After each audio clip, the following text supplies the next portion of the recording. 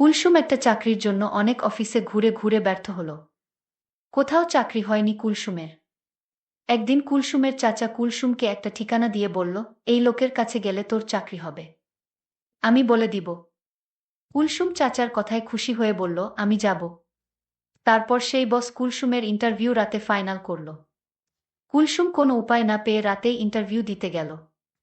তারপর ইন্টারভিউর নামে বস কুলসুমের সাথে এক রাতে 4 বার ভাবতেই পারছি না। বাকিটা গল্পতেই বলছি। বাবা হঠাৎ করেই স্ট্রোক করে মারা গেল। ওর কোনো ভাই বোন নেই। এমনকি সেরকম কোনো নিকট আত্মীয় নেই যে ওদেরকে সাহায্য করবে। তার উপর তার মা অসুস্থ। তাই হঠাৎ করেই কুলসুমের উপর তার সংসারের পুরো দায়িত্ব এসে পড়ল। সে সবে মাত্র এসএসসি পাশ করেছে। সে জানে না তার এই যোগ্যতা দিয়ে কোনো চাকরি পাবে কিনা। সারাদিন বিভিন্ন অফিসে অফিসে ঘুরে ব্যর্থ হয়ে অবশেষে ক্লান্ত হয়ে সে তার বাসায় ফিরে আসে। পরদিন ওদের বাসায় কুলসুমের এক দূরসম্পর্কের চাচা বেড়াতে আসলেন। ওনাকে কুলসুম একটা ফোঁটাও পছন্দ করে না। কুলসুম যখন ছোট ছিল এই লোক অনেক দিন পর পর আসত। আর কুলসুমের দিকে তাকিয়ে থাকত। লজ্জায় এসব কথা কাউকে বলতে পারেনি ও। আজও এই লোকটিকে দেখে কুলসুম খুশি হতে পারল না। সে সালাম দিয়ে চাচাকে ড্রয়িং রুমে বসিয়ে রেখে ভিতরে চলে গেল। একটু পরেই চাচা আবার তাকে ডেকে পাঠালেন। সে এসে সোফায় বসল। অনেক দিন পর কুলসুমকে কাছ থেকে দেখতে পেল ওর চাচা সিরাজ উদ্দিন। শুনলাম তুমি নাকি চাকরির চেষ্টা করছো। জি চাচা, অনেক কষ্টে গলা স্বাভাবিক রেখেছে কুলসুম। শোনো বেটি, এভাবে রেফারেন্স ছাড়া তো আজকের দিনে কোনো চাকরি পাবে না তুমি। তোমাকে আমি একটা লোকের ঠিকানা দিচ্ছি, তুমি কালই ওনার সাথে যোগাযোগ করবে। আমি বলে রাখব, তোমার চাকরি ইনশাল্লাহ হয়ে যাবে। চাকরির এরকম অভাবনীয় সুযোগের কথা চিন্তা করে কুলসুম খুশি হয়ে গেল। এমনকি নিচু হয়ে চাচাকে সালামও করে ফেল।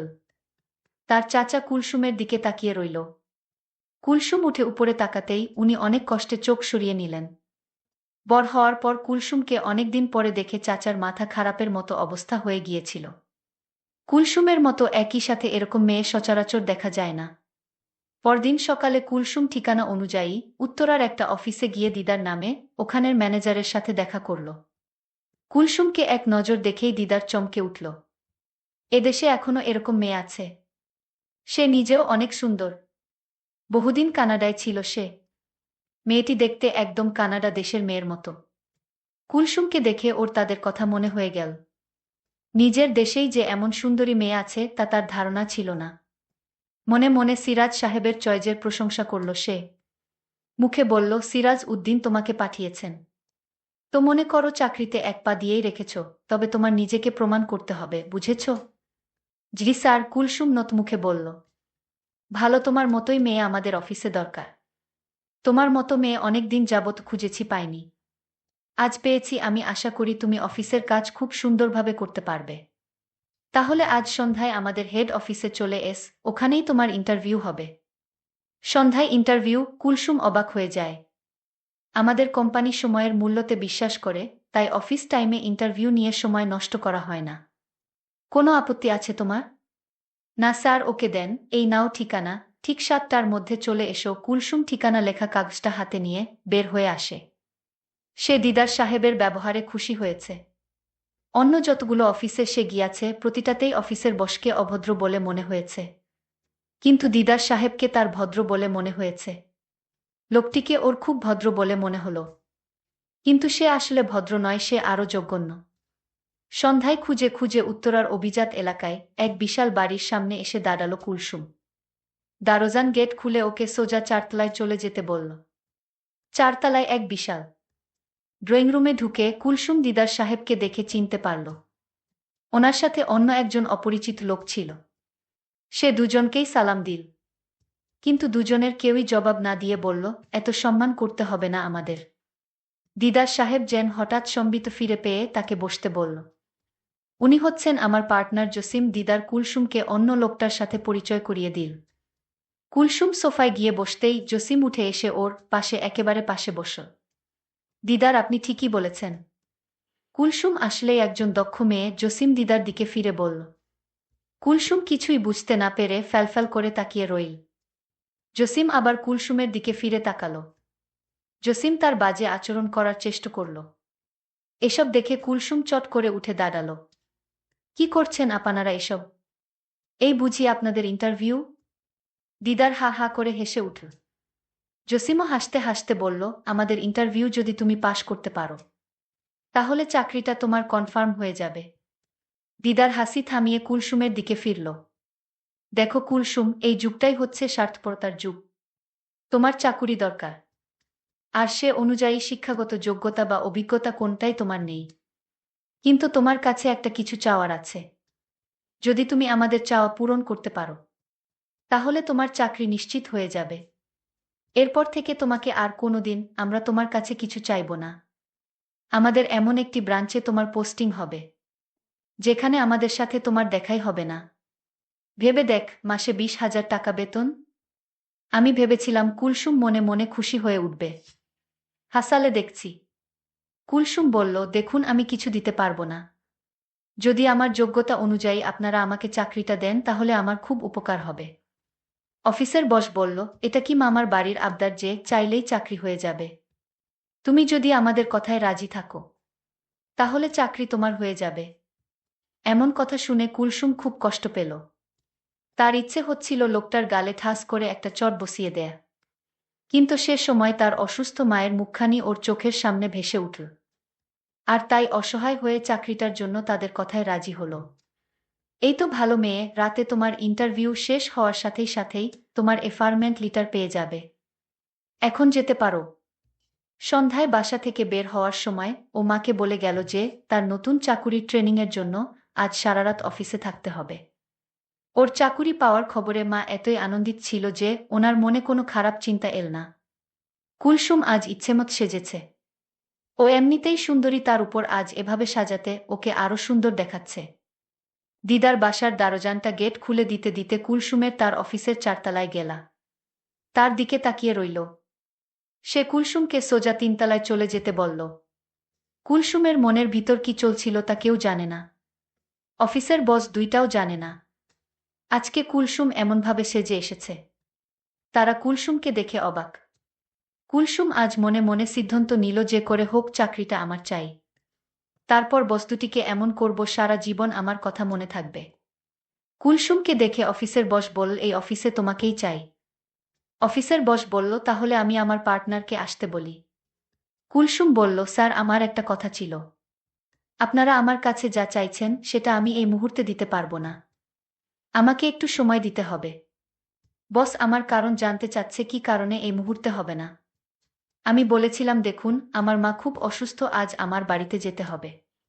এমনও হতে পারে মাকে আজ হাসপাতালে নিয়ে যেতে হবে। বস বলল, তুমি আজ রাত এখানে থাকো, আমি তোমার মাকে হাসপাতালে নিয়ে যাওয়ার ব্যবস্থা করছি। আমি বসকে বললাম, আপনার ব্যবস্থা করতে হবে না।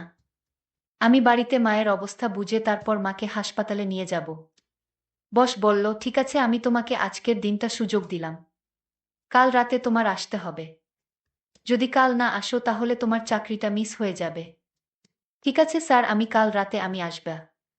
আমি বাড়িতে গিয়ে দেখলাম মা খুব অসুস্থ। আমি মাকে নিয়ে দ্রুত হাসপাতালে গেলাম। ডাক্তাররা মায়ের পরীক্ষা করে দেখল মাকে সুস্থ করতে হলে সর্বনিম্ন 5 লাখ টাকা খরচ হবে।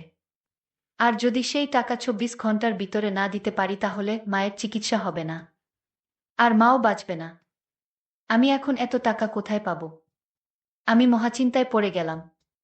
আমি কি করব বুঝতে পারছি না। আমার আপনজন বলতে কেউ নেই। আমি এখন কি করব? কোথায় যাব? কার কাছ থেকে এত টাকা পাব?